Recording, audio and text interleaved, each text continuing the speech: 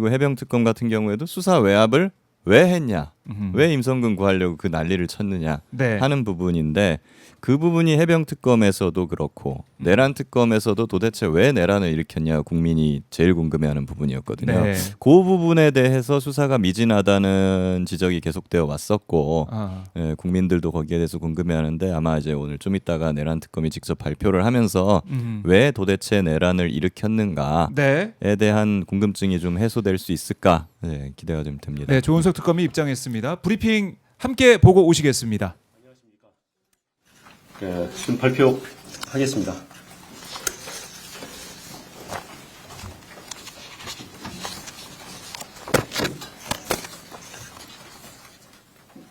내란 예완 특별검사팀은 수사 개시 후 전 대통령 윤석열, 전 국무총리 겸 대통령 권한대행 한덕수, 전 경제부총리 겸 대통령 권한대행 최상목, 전 행정안전부 장관 이상민, 전 법무부 장관 박성재, 전 국방부 장관 김용현, 전 법제처장 이완규, 전 대통령 비서실장 정진석, 전 경호처장 박종준, 전 민정수석 비서관 김주현, 국회의원 추경호, 임종덕, 전 국무총리 황교안 등 총 24명을 공소 제기하였습니다. 비상계엄을 선포할 명분을 만들기 위해 비정상적 군사작전을 통해 북한의 모력 도발을 유인하였으나 북한의 잠깐만 좀 이렇게 앞에 부분이 생략됐습니다. 다시 말씀드릴게요. 수사한 결과 윤석열 등은 2023년 10월 전부터 비상계엄을 준비하였고 군을 통해 무력으로 정치활동 및 국회의 기능을 정지시키고 국회를 대체할 비상입법기구를 통해 입법권과 사법권을 장악한 후 반대 세력을 제거하고 권력을 독점 유지할 목적으로 비상계엄을 선포한 사실을 확인하였습니다. 비상계엄을 선포할 명분을 만들기 위해 비정상적 군사작전을 통해 북한의 무력 도발을 유인하였으나 북한이 군사적으로 대응하지 않아 실패하였고 이에 윤석열, 김용현, 노상원, 여인영 등은 국회에서 이루어지는 정치활동을 내란을 획책하는 반국가 행위, 반국가 세력으로 몰아 비상계엄을 선포하였습니다. 우리는 역사적 경험을 통해 권력을 가진 자의 천리 쿠데타는 내세웠던 명분은 허울뿐이고 목적은 오로지 권력의 독점과 유죄성을 잘 알고 있습니다. 윤석열은 취임과 함께 대통령실을 용산 군기지 내 합동참모본부 청사 바로 옆 국방부 청사로 대통령 관저를 한남동으로 이전하였습니다. 그 결과 대통령이 군 지휘부와 함께 군 기지 내에 위치하게 되었고 대통령과 경호처장 지척에 국방부 장관과 합참의장 공간 등 주요 군 지휘부의 공간이 이치함에 따라 대통령과 군이 밀착되는 여건이 조성되었습니다. 특검은 김용현과 수시로 만나면서 계엄을 준비한 전 정보사령관 노상원으로부터 입수한 수첩과 방첩사령관 여인영의 휴대폰 메모 등 객관적 밀적 자료와 관련자들의 진술을 통해 2024년 4월 제22대 총선 훨씬 전부터 윤석열은 김용현과 김용현은 노상원 그리고 여인영과 비상계엄을 순차 모의하고 준비해온 사실을 확인하였습니다. 김용현과 노상원은 2023년 10월 군 인사를 앞두고 육군참모총장, 방첩사령관, 지상작전사령관 등 군 인사 방안과 비상계엄 시 진압권이 될 수 있는 구사단과 34단에 대하여 논의하였고 2023년 10월 이후 그들의 논의한 대로 육군참모총장 박안수, 방첩사령관 여인영, 구사단과 34단을 관할하는 지성작전사령관이 보임되었습니다. 윤석열과 김용현 등은 그 이후 비상계엄 시기를 총선 후로 확정한 후 총선 결과에 상관없이 비상계엄을 결행하되 그 방법을 어찌할 것인가 등을 논의하였고 2024년 3월경부터 안가와 관저 등에서 만찬 등을 통해 비상계엄에 동원할 방첩사령관 여인영, 수방사령관 이진우, 특전사령관 곽종건 등 군사령관들을 상대로 우호적이지 않게 전개되고 있는 정치 상황을 종북 좌파 등에 의한 국가적 이의 상황으로 인식하도록 유인하면서 군이 나서야 된다는 등 비상계엄 필요성에 대한 인식을 공유시키고 비상계엄에 대한 윤석열의 의지를 주지시켰습니다. 그 과정에서 윤석열과 김용현은 2023 7월 나토 정상회의 참석을 마치고 들린 화해회에서 동행한 강호필 합참차장에게 한동훈은 빨갱이다, 군이 참여를 해야 되는 것 아니냐며 한동훈에 대한 적개심과 비상계엄의 필요성을 말하였고, 이에 강호필이 국방장관 신원식 합참의장 김명수에게 윤석열의 발언을 보도하자 신원식은 김용현에게 계엄 반대사를 강하게 표명하였고, 윤석열은 국방장관을 신원식에서 김용현으로 전격 교체하였습니다. 국방장관이 교체되자 야당은 비상계엄 선포를 강하게 제기하였고, 대통령실, 김용현, 국무총리 한덕수는 거짓선동, 정치선동, 있어서도 안 되고 있을 수 없다며 비상계엄 가능성을 일축하였습니다. 그러나 김용현과 함께 비상계엄을 준비한 노상원은 2024년 9월 9일 정보사 관계자를 직접 접촉하여 특수요원 중 사격 잘하고 폭파 잘하는 요원 7, 8명 선발을 요청하는 등 인력 자출을 시작하였습니다. 그리고 적 행동이 먼저임, 전시 또는 경찰력으로 통제 불가 상황이 와야 함, 단기간에 효과를 볼 수 있는 천재 이루의 기회를 찾아서 공략, 불안정 상황을 만들거나 또는 만들어진 기회를 잡아야 체면이 손상되어 대응할 수밖에 없는 타겟팅 등 여인영의 이득범 메모와 관련자들 진술을 통해 윤석열, 김용현, 여인영이 비상계엄 선포의 명분을 만들기 위해 북한의 무력 도발을 위할 목적으로 2024년 10월부터 다양한 비정상적 군사작전을 실행한 사실을 확인할 수 있습니다. 그러나 합참의 소극적 태도, 우크라이나 파병 등으로 북한이 무력 대응에 응하지 않아 비상계엄 명분 확보에 성공하지 못하였고, 이에 윤석열 등은 당시 정치 상황을 활용하여 행정과 사법 기능 마비 등 계엄 선포 사유가 없음에도 야당의 입법 및 공직자 탄핵과 예산 편성을 행정과 사법 기능을 마비시키는 내란에 해당하는 반국가 행위로 몰아 반국가 세력을 신속히 척결한다는 명분으로 2024년 12월 3일 심야에 비상계엄을 선포한 것입니다. 김용현과 비상계엄을 준비한 노상원의 수첩에 차기 대선에 대비 모든 좌파 세력 붕괴, 행사 후 국회 정치개혁, 민심관리 1년 정도, 헌법 개정, 국가안전관리법 개정, 선거구 조정, 선거법 박탈, 최상목 지시문건에 국회에 전입되는 예산 차단, 국가비상 입법기구 예산 편성, 이상민, 조지호, 김봉식 지시문건에 5개 언론사 단전 단수, 민주당사 봉쇄, 여인영 메모에 정치인 체포명단, 체포조 운영을 통해서 윤석열 등은 무력으로 정치활동 및 국회의 기능을 정지시키고 국회를 대체할 국가 비상 입법기구를 통해 입법권과 사법권을 장악한 후 반대 세력을 제거하고 권력을 독점 유지할 목적으로 비상계엄을 선포했음을 확인할 수 있습니다.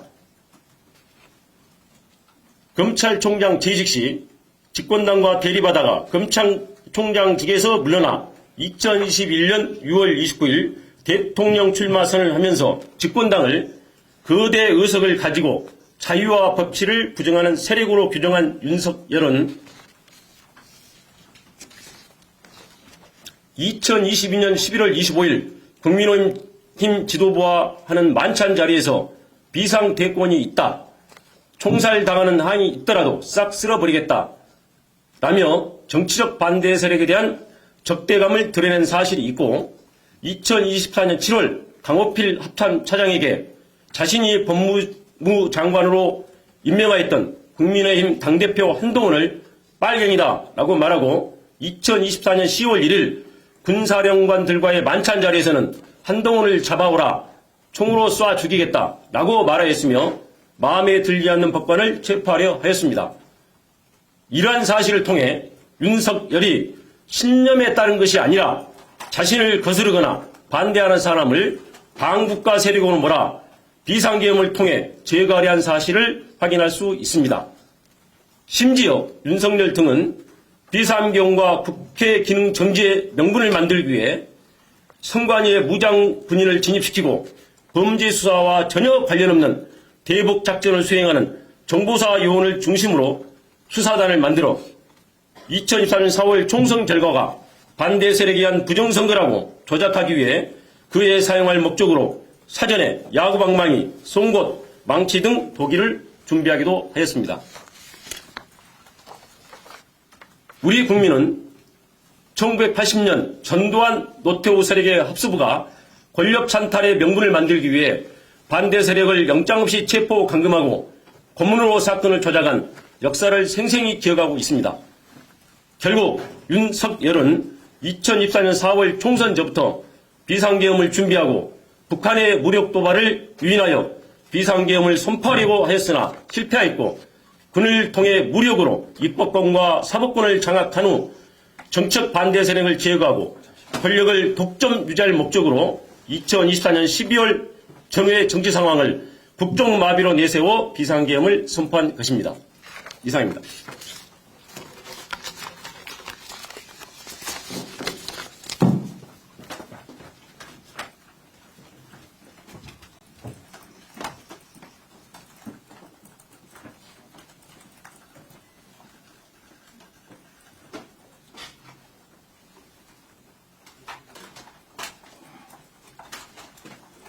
네, 조은석 특검의 수사 결과 발표가 마무리됐습니다. 자, 일단은 뭐 우리가 그동안 이제 들어왔던 그런 부분들 많이 또 확인할 수가 있었는데요. 김정은 변호사님 어떻게 들으셨습니까? 지금까지 있었던 쭉 그 공소 사실과 관련된 것들이 정리해서 말씀해 주셔서 아주 특별히 새로운 건 없지만 뭐 예컨대 총선 결과와 상관없이 비상계엄을 준비하였다라든지 준비 과정이 굉장히 길었다는 점 등을 다시 한번 좀 복기시켜 주셔가지고 네. 이 특검 브리핑을 보는 국민들로 하여금 이게 정말로 그 대한민국의 어떠한 내란 세력이 어떤 준비를 했구나라는 것들을 좀 이렇게 다시 한번 상기시켜 주시는 뭐 그런 발표를 하신 것 같습니다. 네.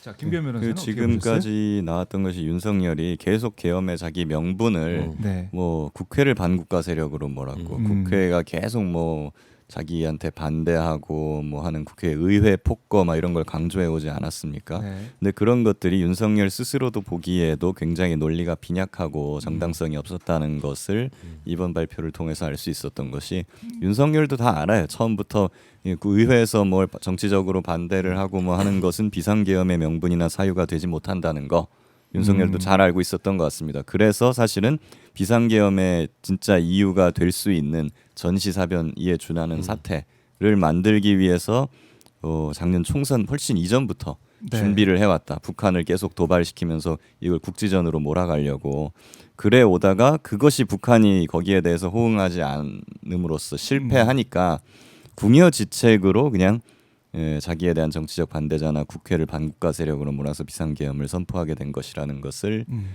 잘 보여준 이런 발표였다 이렇게 생각을 합니다. 네.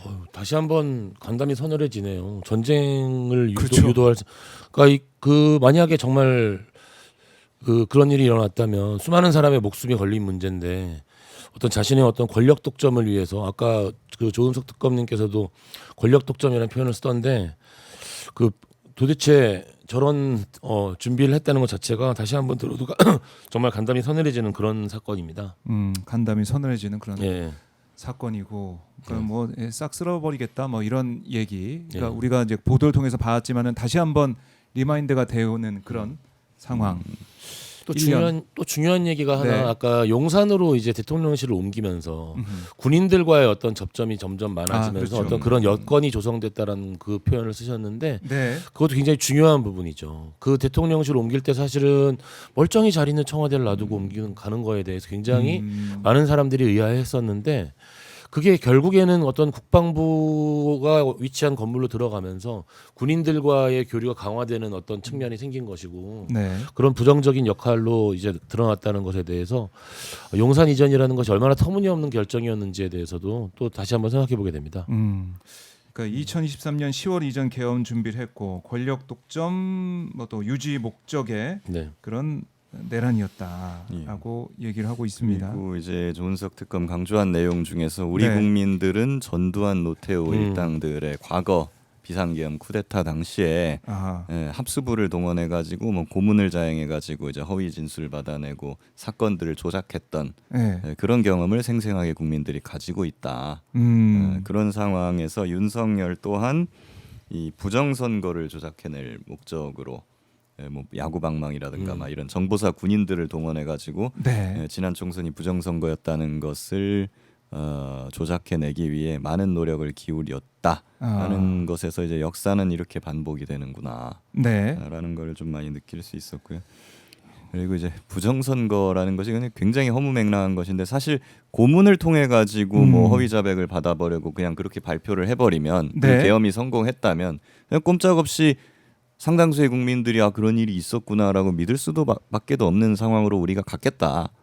그런 생각도 들어서 지금 이건 정말 우리가 끔찍한 일을 당할 뻔했구나 싶은 생각이 듭니다. 네. 그렇죠. 끔찍한 일을 당할 뻔했죠. 만일 그 비상입법기구가 실제로 만약에 시행됐다고 생각을 해보자고요. 국회가 해산되고 그러면 지금 어떤 멤버들이 그 비상입법기구의 멤버들이 될지가 또 연상이 되는 부분도 좀 있잖아요. 네. 정말 그 어떤 일이 일어났을지 과거에 보니까 뭐 과거의 비상입법기구 보면 뭐 한 20명, 30명, 뭐 적어도 50명, 그렇죠. 50명 내외 그 정도 위원들이 들어가 가지고 거기서 막 법을 만들어내고 네, 개정하고 막 이런 일을 하던데 그냥 단적으로 생각해 볼 수 있는 건 거기에 일단 극우 유튜버들 들어갔을 것 그렇죠. 같고. 예. 그런 사람들 들어가 가지고 무슨 법을 만들겠습니까? 끔찍한 거죠. 예. 그러니까요. 자, 이 조은석 특검이 정리를 쭉 해줬지만은 다시 한번 생각을 해봐도 끔찍한 일을 우리가 정말 겪을 뻔했다라는 생각을 지울 수가 없습니다.